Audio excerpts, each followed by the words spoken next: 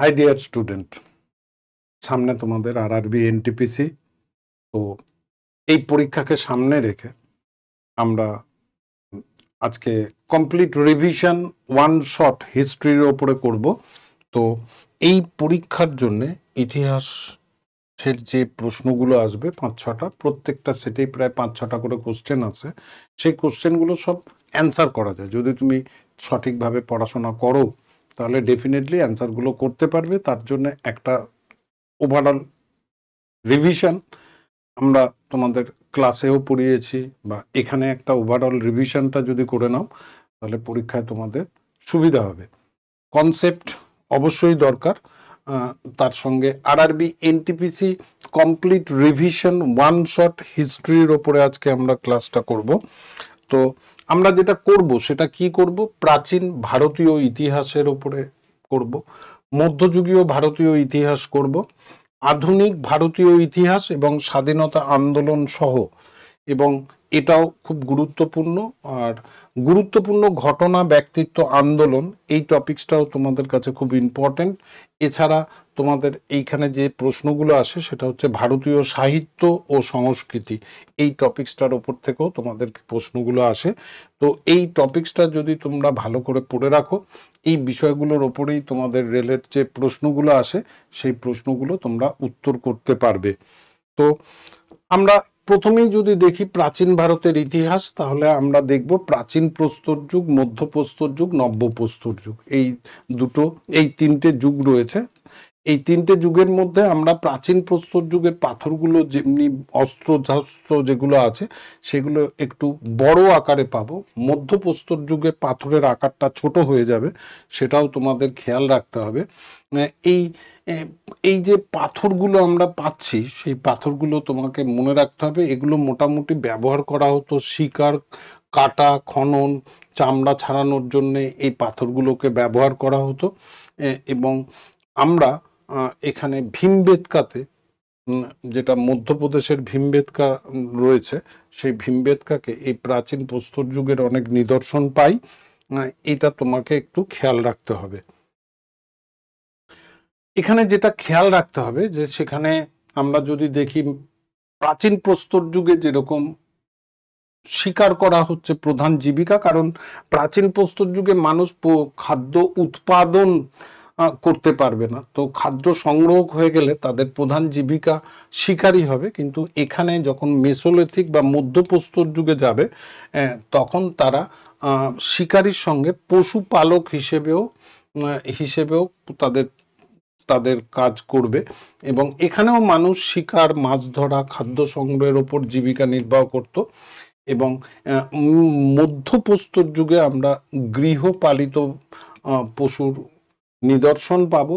এবং মাইক্রোলিথিক মানে ছোট পাথরের ব্যবহার, ম্যাক্রোলিথিক প্যালিওলিথিক এজে, মাইক্রোলিথিকটা হচ্ছে মেসোলিথিক এজে, এই জিনিসগুলো তোমাদেরকে একটু খেয়াল রাখতে হবে।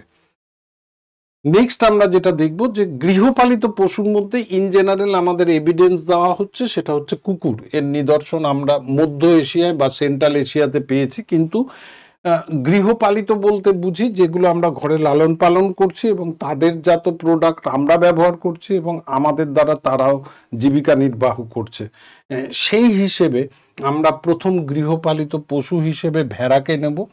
আদমগড় এবং বাগড়, এই দুটো জায়গায় আমরা গৃহপালিত পশুর প্রমাণ পেয়েছি, নিদর্শন হিসেবে পেয়েছি, যেটা বাগড় ইন রাজস্থান এটাও হবে, আর আদমগড় ইন মধ্যপ্রদেশ এটাও হবে। এই দুটো জায়গায় আমরা গৃহপালিত পশু এভিডেন্স পেয়েছি। নেক্সট আমরা যেটা দেখব সেটা হচ্ছে এই জায়গাটা, যে প্যালিওলিথিক, প্যালিও মানে হচ্ছে প্রাচীন, লেথিক মানে হচ্ছে স্টোন। এই প্রাচীন প্রস্তর যুগকে ইংরেজিতে বলে প্যালিওলিথিক। এই প্যালিওলিথিক টুলস যেটা রয়েছে বা প্যালিওলিথিক হাতিয়ার যেগুলো রয়েছে, সেগুলো প্রথম আবিষ্কার করেন রবার্ট ব্রুস ফুট। তিনি ছিলেন কি একজন হিস্টোরিয়ান, জিওলজিস্ট, আর্কিওলজিস্ট এবং প্যালিওবোটানিস্ট। অ্যাকচুয়ালি তিনি প্রথমে ছিলেন জিওলজিস্ট, জিও সায়েন্টিস্ট থেকে আর্কিওলজিস্ট এসছে। এই দুটো বোথ যদি অপশনে থাকে, বোথ অ্যান্সার হবে, কিন্তু একটা যদি নিতে যে হয় তাহলে প্রথমে আমরা নেব জিও সায়েন্টিস্ট, তারপরে আর্কিওলজিস্ট।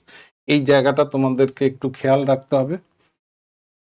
নেক্সট আমরা যদি দেখি তাহলে আমরা দেখব at which age did nomad start settle, যখন যখন যাযাবররা স্থায়ীভাবে কৃষিকাজ করবে তখন তারা সেটেল হবে। আর এই সেটেলটা যে যুগে হবে সেটাই হচ্ছে নিওলিথিক এজ। এখানে এজগুলো পরপর আছে। প্রথমে প্যালিওলিথিক মানে প্রাচীন প্রস্তর যুগ, মেসোলিথিক মধ্যপ্রস্তর যুগ, তারপরে নিওলিথিক নব্যপ্রস্তর যুগ, তারপরে চ্যালকোলিথিক এজ বা মেটাল এজ বা তাম্রপ্রস্তর যুগ। তো এখানে এজগুলো একদম ক্রনোলজিক্যাল অর্ডারে আছে, তো সেই জন্য এখানে অ্যান্সারটা হয়ে যাবে C. C is the correct answer. Next আমরা যেটা দেখব সেটা হচ্ছে এই জায়গাটা, the main occupation main occupation palaeolithic people was. তাহলে প্যালিওলিথিক পিপলের যদি বলি তাহলে সেটা হচ্ছে প্রাচীন প্রস্তর যুগ বা ওল্ড স্টোন এজ, একই কথা। এইখানে মানুষের প্রধান জীবিকা যেটা হবে সেটা ডেফিনেটলি হান্টিং হবে, হান্টিংটাই হবে, শিকার করাটাই তাদের প্রধান জীবিকা হবে। নেক্সট আমরা দেখব যে ভারতীয় সভ্যতায় যে আমাদের ভারতবর্ষের প্রাচীন সভ্যতা তৈরি হয়েছে সেটা হচ্ছে হরপ্পা সভ্যতা। এই জায়গাটায় আমরা দেখলাম হরপ্পা সভ্যতার বিস্তার, এবং হরপ্পা সভ্যতার আগে এর ঠিক পাশেই আছে সুমেরিয়ান সিভিলাইজেশন, তারপরে মেসোপটেমিয়ান, তারপরে ইজিপশিয়ান, এই সভ্যতা রয়েছে। আর এইদিকে রয়েছে চাইনিজ সিভিলাইজেশন। তো সিন্ধু সভ্যতার পরে চাইনিজ সিভিলাইজেশন ডেভেলপড হয়েছে, তাই চাইনিজ সিভিলাইজেশনের সঙ্গে কোনো ব্যবসা বাণিজ্য সম্পর্ক থাকবে না। এই হরপ্পার সঙ্গে সুমেরিয়ান, মেসোপটেমিয়ান, ইজিপশিয়ান এদের সঙ্গে ব্যবসা বাণিজ্য থাকবে। ইজিপ্ট মানে হচ্ছে মিশর, মেসোপটেমিয়া মানে হচ্ছে ইরাক, সুমেরিয়ান মানে হচ্ছে ইরান। তার মানে প্রথম ব্যবসা বাণিজ্যটা সুমেরিয়ানের সঙ্গে হবে, এটা তোমাকে খেয়াল রাখতে হবে। এবারে এই সভ্যতাটা যে যুগে গড়ে উঠছে হরপ্পা সভ্যতা, সেই সভ্যতাটাকে নেব chalcolithic age.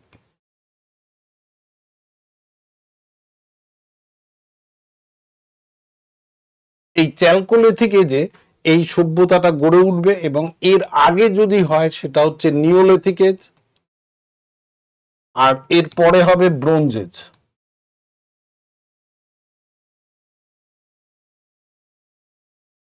Bronze age, neolithic এজে মানুষ এগ্রিকালচার কাল্টিভেশন করবে, সেই এগ্রিকালচারের সারপ্লাস হয়ে যাওয়ার পরে এখানে আমরা সিন্ধু সভ্যতা দেখব, যে সিন্ধু সভ্যতাটা হচ্ছে আরবান। আর নিওলিথিক যুগে মেহেরগড় সভ্যতাটা যেটা আছে সেটা কিন্তু নন আরবান সভ্যতা। নিওলিথিক এজ থেকেই স্টার্ট হয়ে যাবে, এই জায়গাটাকে একটু খেয়াল রাখবে।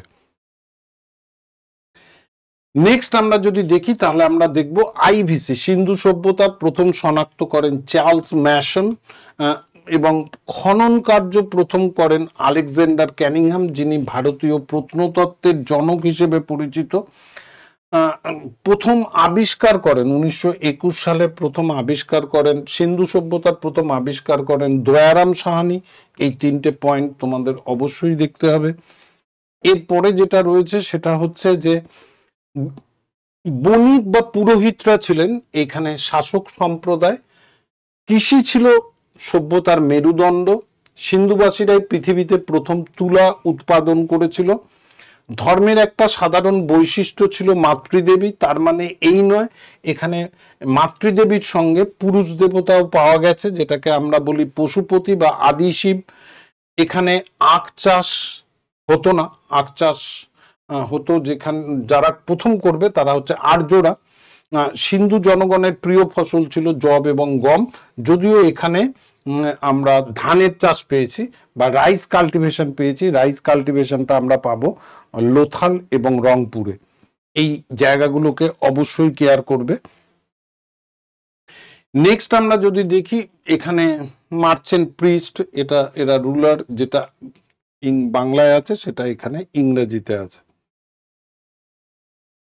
নেক্সট আমরা যেটা দেখব সেটা হচ্ছে out of the following remains excavated in Indus Valley, including commercial and economic development. Commercial এবং ইকোনমিক ডেভেলপমেন্ট আমরা নিচের যে অংশগুলো রয়েছে পোটারি, সিল, বোট, হাউস, এগুলোর মধ্যে কোথায় পেয়েছি? বিজনেস এভিডেন্স হিসেবে যদি আমাদের বলে তাহলে আমাদের এখানে অ্যান্সার হয়ে যাবে সিল। সিল থেকেই আমরা এটা পাবো। নেক্সট যে প্রশ্নটা রয়েছে সেটা হচ্ছে which of the following in the cities was divided into 3 part? In general Sindhu সভ্যতার দুটো ভাগে ভাগ, আপার টাউন আর লোয়ার টাউন। একমাত্র একটা টাউন আছে যে টাউনটা 3টে ভাগে ভাগ, আপার টাউন, মিডিল টাউন এবং লোয়ার টাউন। এই মিডিল টাউনটা যে সভ্যতাতে দেখতে পাবো সেটা হচ্ছে ডিপ ফর ধোলাভিরা। ধোলাভিরাতে আমরা এটা দেখতে পাবো, যার যে শহরটা 3টে ভাগে ভাগ। ইন জেনারেল শহরগুলো আপার টাউন থাকবে এবং লোয়ার টাউন দুটো ভাগে ভাগ থাকবে। এক্সেপশনাল টাউন হিসেবে আমরা যাকে ধরবো সেটা হচ্ছে ধোলাভিরা। নেক্সট যদি দেখো তাহলে আমরা এটা দেখবো সোশ্যাল সিস্টেম। সোশ্যাল সিস্টেম যদি দেখো তাহলে সেখানে ধনী দরিদ্র বিভাজিত ছিল, এলিট নন এলিট ছিল। আপার টাউনে এলিট ক্লাস, লোয়ার টাউনে নন এলিট ইন জেনারেল। তো এই জায়গাটায় শ্রেণী বিভাগ ছিল কিন্তু কোনো বৈষম্য ছিল না।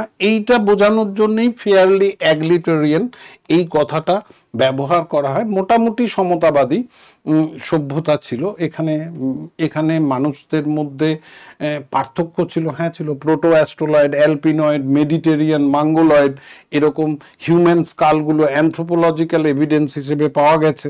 এবং এখান থেকে মনে করা হয় যে মেডিটেরিয়ান জাতীয় জনগণ এখানে বেশি থাকতো, তাই এই জায়গাগুলো তোমাকে একটু খেয়াল রাখতে হবে এবং সঠিকভাবে অ্যান্সারগুলো নিতে হবে। নেক্সট যদি আমরা দেখি তাহলে আমরা দেখব most common animal figure found at all the Harappan cities is. Harappan সিলগুলোতে যখন এটা ফিগার বলেছে তার মানে এটা সিলের মধ্যে পাওয়া যাবে। তাই এখানে সব থেকে বেশি যেটা পাবো সেটা হচ্ছে ইউনিকর্ন। আর এই ইউনিকর্নটাকেই আমরা কাল্পনিক হিসেবে ধরি, সেই জন্যে ইউনিকর্নের প্র্যাকটিক্যাল কোনো এভিডেন্স পাবে না। ইউনিকর্ন যদি কখনো পাই ফিগার হিসেবে আমরা সিলের মধ্যেই পাবো, অন্য কোনো জায়গায় পাবো না। এটা হচ্ছে কমন সেন্স। নেক্সট আমরা দেখব যে সিন্ধু সভ্যতায় যেরকম বিখ্যাত হচ্ছে ইউনিকর্ন, পরবর্তীকালে এই খাইবার পাস দিয়ে আর্যরা ভারতবর্ষে আসবে এবং তারা ভারতবর্ষে প্রথম ঘোড়া এবং লোহার ব্যবহার প্রথম করবে। অর্থাৎ সিন্ধুরা প্রথম যে মেটালের ব্যবহার করবে সেটা হচ্ছে কপার। এবং এদের সভ্যতাটা হচ্ছে আরবান সিভিলাইজেশন, এখানেও এগ্রিকালচার মেন প্রফেশন। যখন আর্যরা আসবে তারা ঘোড়া এবং লোহার প্রপার ইউজ করবে এবং ডেফিনেটলি এটা নন আরবান সিভিলাইজেশন। এবারে আর্যদের আসা নিয়ে নানা রকম তত্ত্ব আছে। আর ইন জেনারেল যদি আর্যদের সেন্ট্রাল এশিয়া অরিজিনাল হোমল্যান্ড ধরা হয় তাহলে তাদের মনে করা হয় এই খাইবার পাস অতিক্রম করেই তারা ভারতবর্ষে আসছে। এটা হচ্ছে বেসিক থিং। নেক্সট আমরা যেটা দেখব সেটা হচ্ছে যে এগুলো নিয়ে নানা রকম মন্তব্য আছে, যেমন আর্কটিক রিজিয়ন অরিজিনাল হোমল্যান্ড বলবে বিজি তিলক, ইউরোপ অরিজিনাল হোমল্যান্ড বলবে William Jones, central Asia max মুলার, ইন্ডিয়া স্বামী বিবেকানন্দ। তো এখানে যেগুলো আছে সেগুলো ইন জেনারেল তোমাকে যদি কিছু না বলে অরিজিনাল হোমল্যান্ড অফ আরিয়ান্স আমরা সেন্ট্রাল এশিয়া নেব এবং এটা কে বলেছে? ম্যাক্স মুলার বলেছেন। এটাই বেশি প্রচলিত তত্ত্ব। এছাড়া এরকম বলতে পারে যে তিব্বতে অরিজিনাল হোমল্যান্ড কে বলেছে, সেক্ষেত্রে দয়ানন্দ সরস্বতী। এরকম অ্যান্সারও তোমাদের ক্ষেত্রে হতে পারে, এরকম প্রশ্নও করতে পারে। এবারে প্রশ্ন হচ্ছে আমরা যদি আর্যদের বলি, আর্যদের প্রধান তথ্যের উৎস হচ্ছে ঋগ্বেদ। ঋগ্বৈদিক সংস্কৃতির প্রধান কেন্দ্র হলো 7 নদীর দেশ বা সপ্ত সিন্ধু অঞ্চল বা পাঞ্জাব। সিন্ধু হলো ঋগ্বেদের সব থেকে উল্লেখিত নদী, সব থেকে বেশি যে নদীর কথা উল্লেখ করা আছে সেটা সিন্ধু নদী। সরস্বতী নদীকে তারা সব থেকে পবিত্র নদী হিসেবে গ্রহণ করছে। এইটাই ইংরেজিতে আছে main source of information Rigveda. Main centre of Rigvedic culture হচ্ছে ল্যান্ড অফ 7 রিভার। স্টেট বললে পাঞ্জাবটা নেব। Land of Indus is the most mention river in Rigveda. ঋগ্বেদে সব থেকে বেশিবার যে নদীর কথা বলা আছে সেটা ইন্দাস, এবং সরস্বতীকে ওরা বেশি রেসপেক্ট করবে এবং বর্তমানে এই সরস্বতী নদীর কোনো অস্তিত্ব নেই। তাই বেদ কোন নদীর তীরে তোর লেখা হয়েছিল, তখন আমরা সরস্বতী নেব, কারণ সরস্বতীকেই ওরা নদী মাতা, নদী তমা এইরকম ওয়ার্ডগুলো ইউজ করেছে, এটাও তোমাকে খেয়াল রাখতে হবে। এরপরে যেটা আছে সেটা হচ্ছে how many god worshipped by Aryan in Vedic or early Vedic period. Early Vedic পিরিয়ডে 33টা দেবতা 5টা উপায়ে পুজো করতো, সেই জন্য 33টাই অ্যান্সার হবে। এই জন্য আর্যদের পলিথিস্ট বলা হয়, বহু ঈশ্বরবাদে বিশ্বাসী ছিল আর্যরা। এখান থেকে হিন্দু ধর্মের উৎপত্তি। The origin of Indian music সারেগামা পাধানিসা, এই যে নোটস আছে, এই নোটসগুলো বা ভারতীয় শাস্ত্রীয় সঙ্গীতের রাগ এবং তাল, এই জিনিসগুলো আমরা যেখান থেকে অরিজিন পাবো সেটা হচ্ছে সামবেদ থেকে আমরা ভারতের ক্লাসিক্যাল মিউজিকের অরিজিন হিসেবে পাবো। এরপরে যেটা রয়েছে ওল্ডেস্ট ফিলোজফিক্যাল স্কুল, বেদ ডেভেলপড হয়ে যাওয়ার পর ভারতে ফিলোজফি ডেভেলপড হবে। ইন্ডিয়ান ট্র্যাডিশনাল ফিলোজফির 6টা বই, যার মধ্যে হচ্ছে ওল্ডেস্ট হচ্ছে সাংখ্য এবং যোগা হচ্ছে মডার্ন। সাংখ্য এটাই হচ্ছে ওল্ডেস্ট ফিলোজফিক্যাল স্কুল, এটাই তোমাকে জিজ্ঞেস করেছে। এবারে প্রশ্ন করেছে which river has not been mention in ঋগ্বেদে সপ্তসিন্ধু নদী এবং উত্তর ভারতে গঙ্গা যমুনা এরকম নদীগুলোর কথা উল্লেখ করবে, দক্ষিণ ভারতের নদীর কথা উল্লেখ থাকবে না, সেই জন্য তাপ্তি তোমার অ্যান্সার হবে, D is the correct answer. Next মনে রাখতে হবে the republic of ancient India were destroyed by which dynasty. Republican স্টেটগুলো আমরা প্রাচীন আর্যদের পরে ষোড়শ মহাজন পদ ডেভেলপড হবে, সেই জায়গাগুলো থেকে আমরা পাবো, কিন্তু সমুদ্রগুপ্ত ভারতে উত্তর দক্ষিণ এবং আঞ্চলিক রাজ্যগুলোকে দখল করে কেন্দ্রীভূত সরকার প্রতিষ্ঠা করবে বলে গুপ্ত পিরিয়ডের পর থেকে আমরা কিন্তু আর কোনো রিপাবলিকান স্টেট সেই অর্থে পাবো না, তো সেই জন্য এটার অ্যান্সার হবে বি। এরপরে ভারতবর্ষে আমরা যদি দেখি হিন্দু ধর্ম, আজীবক ধর্ম, বৌদ্ধ এবং জৈন ধর্ম ভারতে জন্ম নেবে, এবং এই ক্ষেত্রে হিন্দু ধর্মের ব্রাহ্মিকাল সুপ্রিমেসি বা ব্রাহ্মণ্য ধর্মের জাতপাতের বিরুদ্ধে প্রতিবাদ করে এই দুটো ধর্ম বেসিক্যালি ভারতে ওয়েল এস্টাবলিশড হবে, একটা বৌদ্ধ এবং দ্বিতীয়টা জৈন, যারা হিন্দুদের বহু ঈশ্বরবাদের পরিবর্তে কাস্ট সিস্টেমের যে দুর্বলতা সেগুলোকে ফোকাস করে ভারতীয়দের মধ্যে একটা নতুন চেতনা নিয়ে আসবে, সেটা হচ্ছে নন ভায়োলেন্স। এবং এই নন ভায়োলেন্সে আমরা জৈন ধর্মে অধিকতর দেখতে পাবো, এবং বৌদ্ধ ধর্ম নন ভায়োলেন্সের ওপর প্রতিষ্ঠিত। তবে হ্যাঁ, এই দুটো ধর্ম স্প্রেড করার জন্য কখনো যুদ্ধকে হাতিয়ার হিসেবে গ্রহণ করেনি। এদের সময় রাজতন্ত্র ছিল, কিন্তু বৌদ্ধ ধর্ম স্প্রেড করার জন্য কোনো যুদ্ধ হয়েছে সেটা ইতিহাসে দেখতে পাওয়া যায় না। এটা এই কারণে বৌদ্ধ ধর্মকে শান্তির ধর্ম হিসেবে বিচার করা হয়।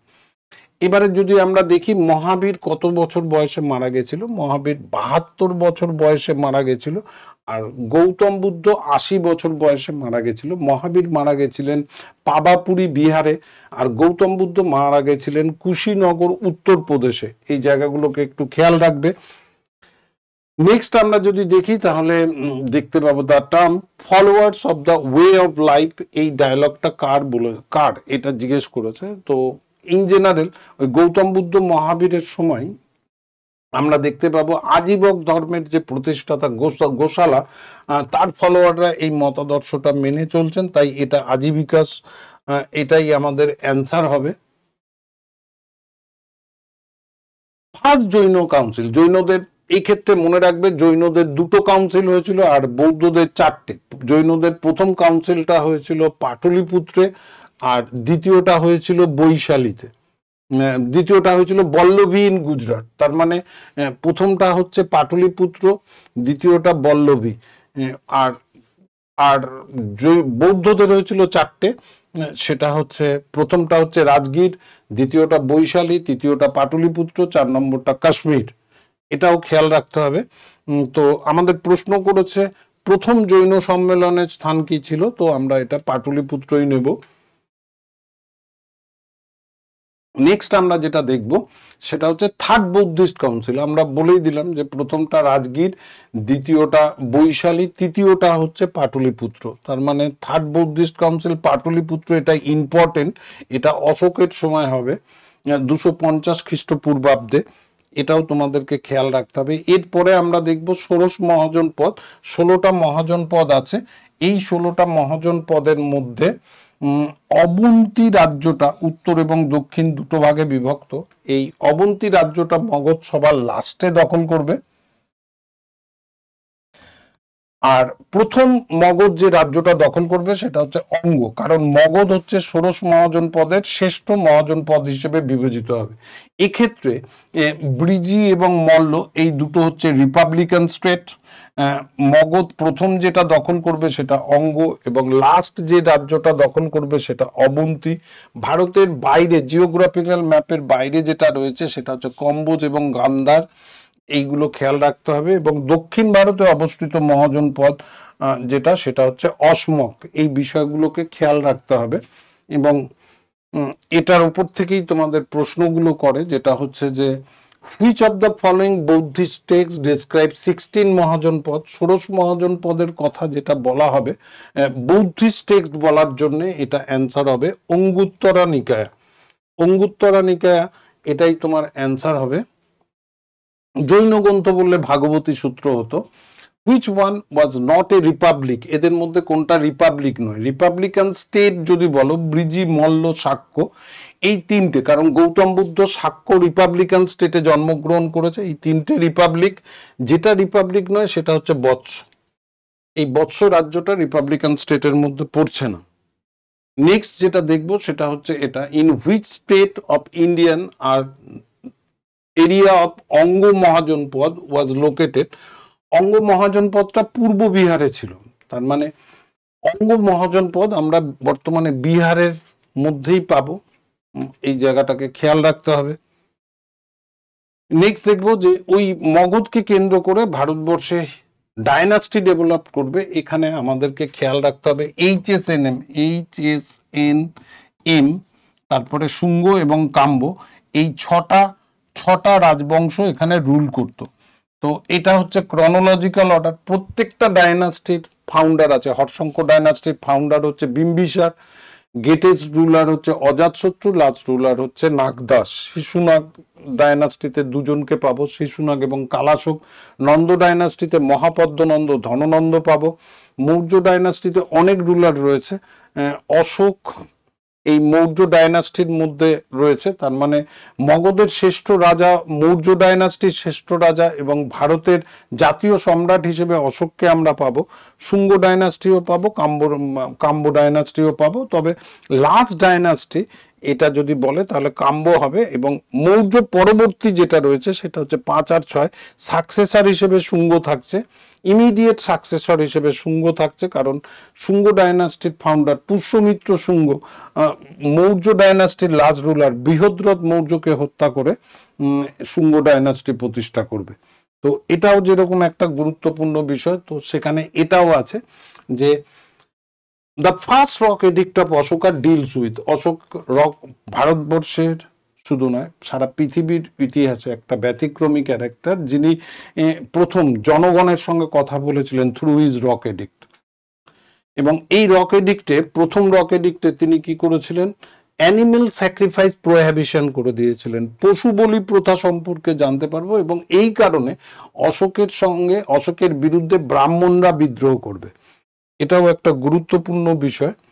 এরপরে যেটা রয়েছে, who was the last empire of Mauryan dynasty. Mauryan ডাইনাস্টির লাস্ট রুলার হচ্ছে বৃহদ্রথ। বৃহদ্রথ মৌর্যকেই হত্যা করবে তার সেনাপতি পুষ্যমিত্র শুঙ্গ। নেক্সট আমরা দেখব ক্যাপিটাল অফ মৌরিয়ান ডাইনাস্টি। মৌর্যদের ক্যাপিটাল আমাদের যদি বলে তাহলে কৌশাম্বী, উজ্জয়িন, তক্ষশিলা, পাটলিপুত্র। তো এখানে আমরা পাটলিপুত্রকে মৌর্য ডাইনাস্টির ক্যাপিটাল হিসেবে নেব।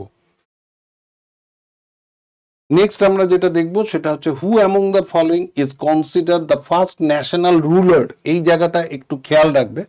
জাতীয় শাসক মানে সর্বভারতীয় জাতীয় শাসক এটা বোঝাচ্ছে।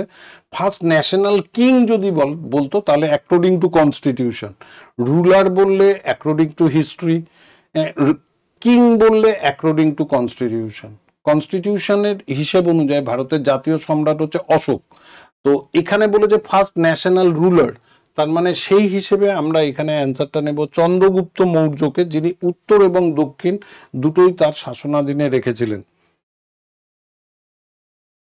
এবারে প্রশ্ন হচ্ছে who was the founder of Satavahana dynasty? দক্ষিণ ভারতের সাতবাহন ডায়নাস্টি, মগধের শেষ রাজা যিনি রয়েছেন কাম্ব ডায়নাস্টির সুশর্মন, তাকে পরাজিত করবেন এবং সাতবাহন ডায়নাস্টির প্রতিষ্ঠা করবেন, তিনি হচ্ছেন সিমুক। এই কারণে পোস্ট মৌর্য ডায়নাস্টি হিসেবেও কিন্তু সাতবাহন ডায়নাস্টি হবে।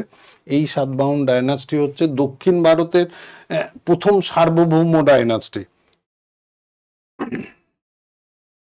এখানে বলছে the reason of which of the following was known as the golden age of Mathura school of art? Mathura school of art যদি বলে তাহলে এটা ডেভেলপড হবে গান্ধার স্কুল অফ আর্টের পাশাপাশি। তার মানে মথুরা এবং গান্ধার স্কুল অফ আর্ট কুষাণ যুগে বিখ্যাত হবে। তো এর জন্য এটার অ্যান্সার হবে সি। নেক্সট আমরা যেটা দেখব, Gupta king who was a good player of veena. Veena বাদনরত অবস্থায় আমরা কিছু কয়েন পেয়েছি এবং সেটা সমুদ্রগুপ্তর কয়েন, সেই কারণে সমুদ্রগুপ্ত বীণা বাজাতো বলে আমাদের মনে করা হয়। নেক্সট আমরা দেখব গুপ্ত পিরিয়ডের সিলভার কয়েন, এটা খুবই important. Which of the following Gupta king was first use silver coin? In general কয়েনটা চন্দ্রগুপ্ত 1 করবে, সমুদ্রগুপ্ত ব্যবহার করবে কয়েন, কিন্তু তারা সিলভার কয়েন করবে না, তাদের গোল্ড কয়েন থাকবে বা আদার্স মেটারেল কয়েন থাকতে পারে। সিলভার কয়েনটা গুপ্ত পিরিয়ডে প্রথম যিনি ইউজ করছেন তিনি হচ্ছেন চন্দ্রগুপ্ত 2, দ্বিতীয় চন্দ্রগুপ্ত। এটা তোমাদেরকে খেয়াল রাখতে হবে। নেক্সট আমরা যদি দেখি প্রভাবতী গুপ্ত। প্রভাবতী গুপ্ত হচ্ছে ভারতবর্ষের প্রথম উইমেন্স রুলার হিসেবে ট্রিট করা হয়। তো ইনি ছিলেন চন্দ্রগুপ্ত 2 এর কন্যা, তাই চন্দ্রগুপ্ত 2 মানে দ্বিতীয় Chandragupta. B is the correct answer. Who among the following defeated Harshavardhana? 618। Harshavardhana উত্তর ভারত থেকে যখন দক্ষিণ ভারতে যাবে তখন ব্যাটেল অফ নর্মদা হবে 618 খ্রিস্টাব্দে। এখানে পুলকেশী 2 হর্ষবর্ধনকে পরাজিত করবে। তো এটা খেয়াল রাখতে হবে। নেক্সট যেটা হচ্ছে যে who among the following revive Nalanda university and founded Vikramashila university? Actually Nalanda university Gupta period Kumaragupta 1 অনেক আগেই তৈরি করে দিয়েছেন। তিনি নালন্দা ইউনিভার্সিটিকে সংস্কার করছেন এবং বিক্রমশিলা ইউনিভার্সিটিকে প্রতিষ্ঠা করছেন, এটা হচ্ছে ধর্মপাল। এক্ষেত্রে অনেক সময় বিক্রমশিলা ইউনিভার্সিটিকে লাস্ট বৌদ্ধিস্ট ইউনিভার্সিটি হিসেবে ট্রিট করা হয়, এটাও একটু খেয়াল রাখবে। নেক্সট আমরা যদি দেখি তাহলে আমাদের ধীমান এবং বিদপাল, এরা হচ্ছে পাল আর্কিটেক্ট। সুলোপানি এবং চক্রপানি তারা হবে সেন আর্কিটেক্ট, এগুলো সবসময় খেয়াল রাখবে। নেক্সট হচ্ছে ভীমা।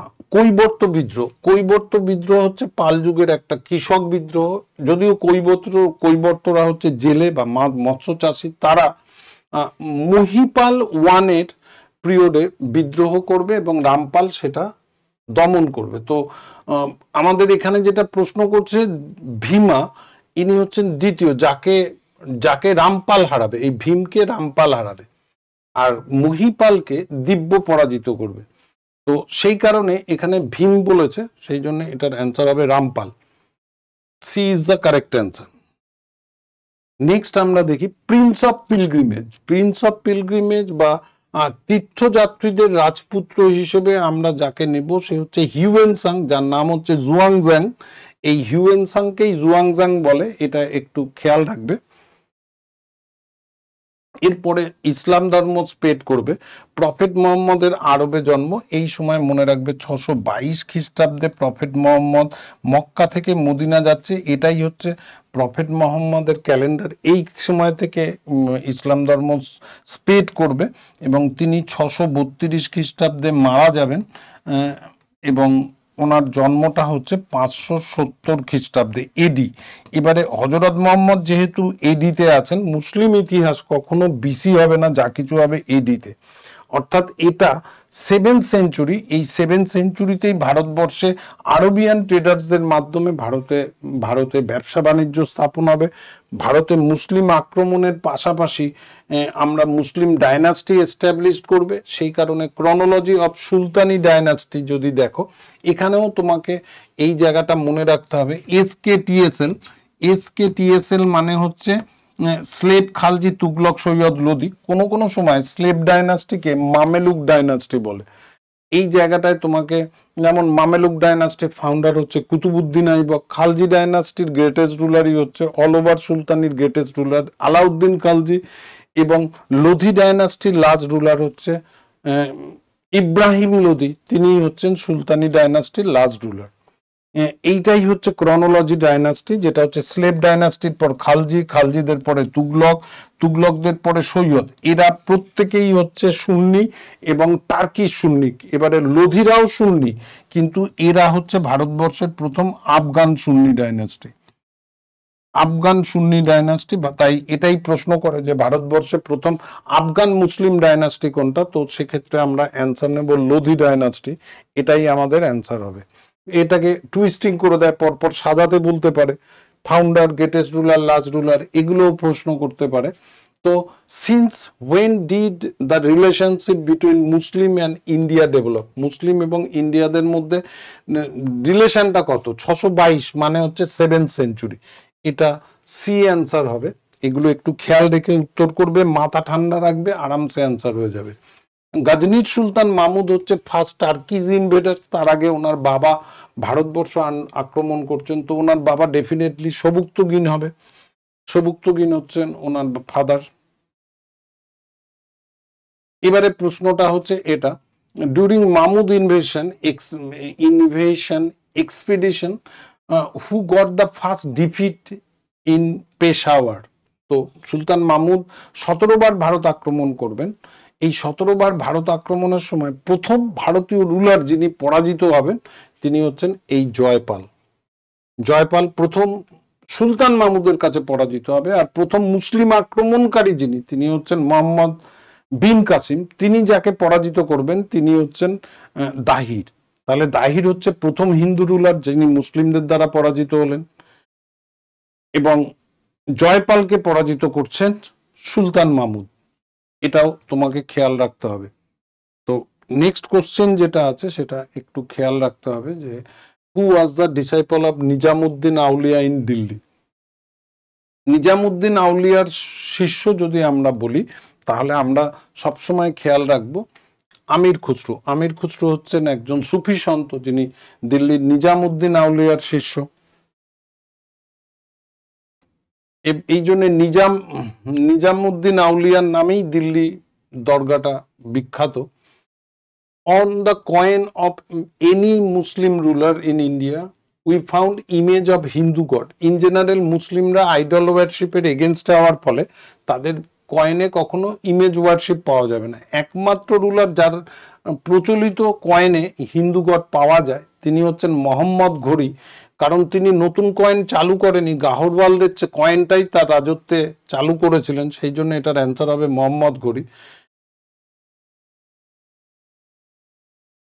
নেক্সট আমরা যদি দেখি তাহলে আমরা দেখব who was the ruler of Gujarat when Mahmud invaded Somnath temple. Somnath temple যখন ধ্বংস হবে 1025 খ্রিস্টাব্দে, তখন ওখানকার রাজা ছিলেন ভীমদেব বা প্রথম ভীমদেব, ভীমাওয়ান বা প্রথম ভীমদেব,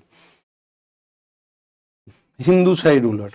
আত্মজীবনী তুজুকি বাবরি। এই তুজুকি বাবরি বা বাবরনামা এটা বাবরের অটোবায়োগ্রাফি, বাবরই লিখবে। ট্রান্সলেট বললে তখন আলাদা হবে, ট্রান্সলেট অনেকেই করেছে। এরপরে যেটা রয়েছে আকবরের সমাধি কোন স্থানে অবস্থিত। আকবরের সমাধি আমরা যদি দেখি তাহলে আমরা দেখতে পাবো আগ্রার সেকেন্দ্রাতে অবস্থিত। তো এখানে সেকেন্দ্রা নেই বলে এক্ষেত্রে আমরা আগ্রাটাকে অ্যান্সার নিচ্ছি। আকবরের জন্মটা হচ্ছে অমরকোট।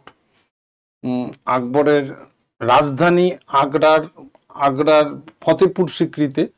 আর সমাধিটা হচ্ছে আগ্রার সেকেন্দ্রাতে, যদিও আগ্রা শহরটার ফাউন্ডার হচ্ছে সিকান্দার লোদি।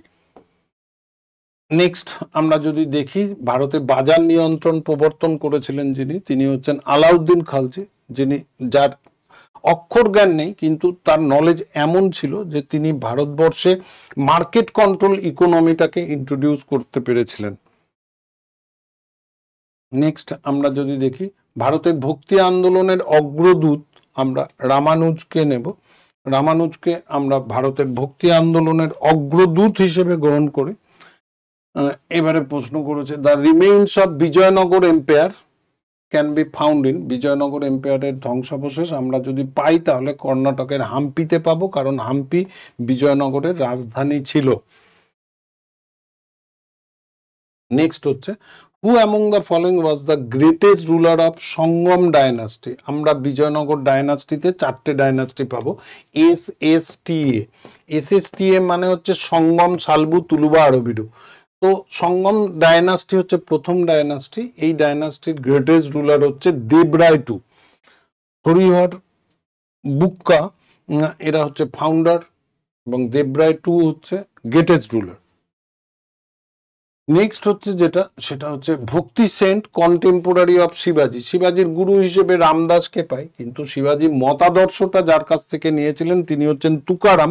সেই জন্য তুকারামকে আমরা শিবাজির কন্টেম্পোরারি হিসেবে নেব এখানে। এরপরে আমাদের স্বাধীনতার যুদ্ধ। স্বাধীনতার যুদ্ধে গান্ধী, নেহেরু বা যারা আছে, ভগৎ সিং, সবাই এখানে ইম্পর্টেন্ট, কাউকে তুমি বাদ দিতে পারবে না। এবং স্বাধীনতা আন্দোলনের ইতিহাস থেকে প্রশ্নপত্র যথেষ্ট আসে, তো এই স্বাধীনতার আন্দোলনটাও সমানভাবে নজর দিতে হবে। এখানে ব্রিটিশদেরও বিষয় রয়েছে। 1798 সালে ওয়েলেসলির প্রস্তাবিত অধীনতামূলক মিত্রতা নীতি গ্রহণকারী প্রথম ভারতীয় যদি কেউ হয়ে থাকে তাহলে সে হচ্ছে নিজাম অফ হায়দ্রাবাদ। নিজাম অফ হায়দ্রাবাদই হচ্ছেন প্রথম সাবসিডারি অ্যালায়েন্স বা অধীনতামূলক মিত্রতা নীতিটি গ্রহণ করেছিলেন। নেক্সট আমরা যদি দেখি তাহলে দেখব, who influence Mahadev Govind Ranade to establish Prarthana Samaj in Bombay. বম্বের প্রার্থনা সমাজ তৈরি করার জন্য মহাদেব গোবিন্দ রনাডেকে যিনি ইনফ্লুয়েন্স করবেন তিনি হচ্ছেন কেশব চন্দ্র সেন। ব্রাহ্ম মুভমেন্টের সব থেকে পপুলার লিডার হচ্ছে এই কেশব চন্দ্র সেন, যিনি নন ব্রাহ্মণ প্রেসিডেন্ট হিসেবে বিখ্যাত। ফার্স্ট পলিটিক্যাল সোসাইটি, ভারতবর্ষের প্রথম রাজনৈতিক সংগঠন বললে ল্যান্ড হোল্ডার সোসাইটি বা জমিদারি সভাকে ধরা হবে, এবং সেটা 1838 সালে কলকাতায় তৈরি হবে। Who produced for the first time statistical estimate average per capita income of India? ভারতের পার ক্যাপিটা ইনকাম এটা প্রথম দাদাভাই নওরোজি প্রথম শনাক্ত করবে, এটাও তোমাকে দেখতে হবে। এরপরে বলছে, the all India Muslim League AIML তৈরি হবে 1906 সালে ঢাকায়। সেলিমুল্লাহ এবং আগা খানের দ্বারা এই অর্গানাইজেশনটা মুসলিম পলিটিক্যাল রাইটসকে দেখার জন্য এবং মুসলিম সেফগার্ডকে রক্ষা করার জন্য 1906 সালে মুসলিম লীগ তৈরি হবে। এবারে প্রশ্নটা করেছে, during which of the following viceroy widow remarriage act. Widow remarriage অ্যাক্টটা এমন একটা অ্যাক্ট 1856-এ তৈরি হবে। এখানে ডি মাইনাস, তার মানে যখন তৈরি হবে তখন ডি থাকবে, এবারে ইমপ্লিমেন্ট হওয়ার সময় ডি চলে যাবে সি প্লাস, মানে ক্যানিং ডালহৌসির সময় তৈরি হবে, ক্যানিং এর সময় এফেক্ট হবে। তো ক্যানিং এখানে নেই, সেই কারণে এই জায়গাটা ডি মাইনাস সি প্লাস, এটা অবশ্যই খেয়াল রাখবে। তো এখানে অ্যান্সারটা হয়ে যাবে লর্ড ডালহৌসি। আমাদের এগুলো অবশ্যই খেয়াল রাখতে হবে। হোয়েন ডিড দ্য খিলাফত মুভমেন্ট স্টার্ট। খিলাফত মুভমেন্ট তুরস্কের রাজনৈতিক ইস্যু বা প্রথম বিশ্বযুদ্ধে তুরস্কের ইস্যুটাকে ভারতীয় ইস্যু হিসেবে নিয়ে নেবে এবং সেই হিসেবে খিলাফত মুভমেন্ট স্টার্ট হবে 1919 সালে। আলী ব্রাদার্স, লিয়াকাত আলী এবং শৌকত আলী, তারা এই খিলাফত মুভমেন্টটা স্টার্ট করবে, গান্ধী সাপোর্ট করবে, এগুলো খেয়াল রাখতে হবে। Who was the leader of sepoy mutiny in Uttar Pradesh. Uttar Pradesh বলেছে এখানে মঙ্গল পান্ডে, হ্যাঁ উত্তরপ্রদেশের লোক, কিন্তু লিডারটা ছিলেন ব্যারাকপুর মানে বেঙ্গলের। মৌলভী লিয়াকাত আলী ইনি উত্তরপ্রদেশের, কানওয়ার সিং বিহারের, জয়দোয়াল সিং রাজস্থান, তার মানে ডেফিনেটলি অ্যান্সারটা হচ্ছে B. B is the correct answer. Next আমরা যদি দেখি সেটা হচ্ছে which one among the following was not a demand for Prarthana Samaj. Prarthana সমাজের ডিমান্ড কি ছিল না? উইমেন্স এডুকেশন ডিমান্ড ছিল, উইডো রিম্যারেজ করবে, rising age for marriage for boys and girls, হ্যাঁ বাড়ানোর জন্য করবে, অ্যাবলিশন অফ আনটাচেবিলিটি এটা বলবে না, এটার বিষয়ে তাদের ডিমান্ড থাকবে না, তো সেই জন্য এটা ডি অ্যান্সার হবে। নেক্সট আমরা যদি দেখি তাহলে তার প্রশ্নটা হচ্ছে দা খুন্তকুট্টি। খুন্তকুট্টি হচ্ছে মুন্ডা সম্প্রদায় যারা জমি কেটে নন কাল্টিভেটেড ল্যান্ডকে কাল্টিভেটেড করবে। এবারে এই নন কাল্টিভেটেড জমিটাকে যখন কাল্টিভেটেড করা হচ্ছে, তারা যে পরিবার এটা করছে সম্প্রদায়গতভাবে তার কাছেই এই জমির মালিকানাধীন থাকবে, এটাকেই খুন্তাকুট্টি সিস্টেম বলে। এটা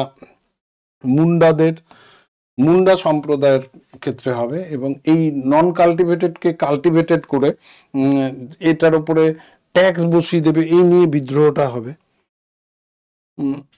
এবারে হচ্ছে who was called the liberator of Indian press. Liberator of Indian press আমরা যদি বলি, এখানে যাকে বলবো সে হচ্ছে চার্লস মেডক্যাপ। চার্লস মেডক্যাপকে আমরা লিবারেটর অফ ইন্ডিয়ান প্রেস বলি। ফার্স্ট উইমেন্স ইউনিভার্সিটি হচ্ছে পুনে ইউনিভার্সিটি।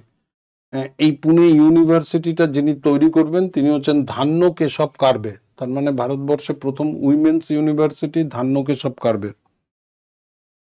এরপরে হচ্ছে the first printed book in the Bengali language was. Bangla ল্যাঙ্গুয়েজে প্রথম প্রিন্টিং বই যেটা, সেটা হচ্ছে গ্রামার অফ বেঙ্গলি ল্যাঙ্গুয়েজ। এই গ্রামার অফ বেঙ্গলি ল্যাঙ্গুয়েজ এটা কিন্তু হুগলি থেকে পাবলিশড হবে।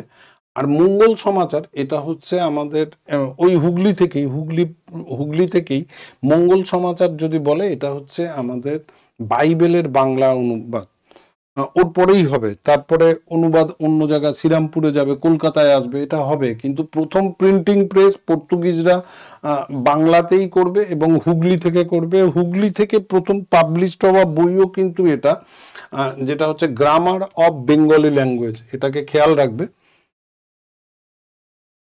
এরপরে হচ্ছে বিদ্যুৎ সাহিনী সভা, শিক্ষায় উৎসাহ দানের জন্য বিদ্যুৎ সাহিনী সভাটা যিনি তৈরি করবেন তিনি হচ্ছেন কালীপ্রসন্ন সিং মহাশয়, ইনি তৈরি করবেন। নেক্সট আমরা দেখব which of the following literary work did not belong to the Gupta period. Gupta পিরিয়ডে কোন লিটারেরি ওয়ার্কটা থাকবে না? অমর কোষ, অভিজ্ঞান শকুন্তলম, চরক সংহিতা, মিচ্ছকটিম।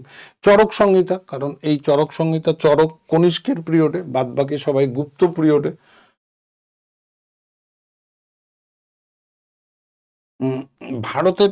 ভারতের আঞ্চলিক সংবাদপত্র কোনটি ছিল? আঞ্চলিক ভাষায় মানে হচ্ছে দেশীয় ভাষায় কোনটা ছিল সেটা আমরা নেব। সমাচার দর্পণ বাংলা ভাষায়, মার্সম্যানের। দিগদর্শন এবং সমাচার দর্পণ এটা বাংলা ভাষায় প্রথম পত্রিকা হিসেবে আসবে। বই ইটার্নাল ইন্ডিয়া বা ৭০০ ভারত, এই বইটা লিখবেন ইন্দিরা গান্ধীর লেখা বই এটা। নেক্সট আমরা যেটা দেখব who among the following edited and publish the news paper Indian Mirror. 1861-এ যিনি পাবলিশ করবেন তিনি হচ্ছেন দেবেন্দ্রনাথ টেগোরকেই আমরা এর এডিটর হিসেবে নেব। নেক্সট আমরা যদি দেখি which of the following news paper is the name for Barin Ghosh associate. Barin Ghosh এবং ভূপেন্দ্রনাথ দত্তের সঙ্গে যে নিউজ পেপার যুক্ত হবে সেটা হচ্ছে যুগান্তর। পার্টি এবং নিউজ পেপার দুটোই বারিন ঘোষ, ভূপেন্দ্রনাথ দত্ত থাকবে। এবারে হচ্ছে এটা হচ্ছে সালিহুন্ডালাম, একটা Buddhist heritage site. Recently seen in the news is located which state. এটা উড়িষ্যার কলিঙ্গ রাজ্যের অধীনে ছিল এবং এই কলিঙ্গ রাজ্যের অধীনে থাকার ফলে এটা অ্যান্সার হবে এ, অন্ধ্রপ্রদেশ। নেক্সট আমরা যদি দেখি তাহলে দেখব Khajuraho group of temple, Hindu temple পাবো আমরা এখানে। Monuments, UNESCO world heritage site, এই খাজুরাহো গ্রুপ অফ টেম্পল আমরা যেখানে পাবো সেটা হচ্ছে মধ্যপ্রদেশে খাজুরাহো টেম্পল পাবো, চান্দেলোদের দ্বারা তৈরি করা। এরপরে আমাদের যদি প্রশ্ন করেছে যে which of the following popular tourist destination of India were built in 1911, যখন পার্টিশন অফ বেঙ্গল উইথড্রল হচ্ছে, তারপরে সেটা হচ্ছে to commemorate the visit of King George V and Queen Mary. King George V ভারতে আসার জন্য যে তাদের স্মৃতির উদ্দেশ্যে যেটা তৈরি করা হয়েছিল সেটা হচ্ছে মুম্বাইয়ের গেটওয়ে অফ ইন্ডিয়া। এই গেটওয়ে অফ ইন্ডিয়া মানে এটার অ্যান্সার হচ্ছে B is the correct answer. Thank you very much. প্রত্যেকে তোমরা যারা পড়াশোনা করছো এইভাবে গোটাভাবে ইতিহাসটাকে টোটালটা কভার করো এবং খুব ভালো করে মাথা ঠান্ডা রেখে পরীক্ষার হলে 5-6টা কোশ্চেন যাই দিক সে কটা কোশ্চেনের উত্তর সঠিক করে আসো। Thank you very much. প্রত্যেকের পরীক্ষা ভালো হবে, বেস্ট অফ লাক এবং এক্সাম খুব ভালো করে দেবে। Thank you.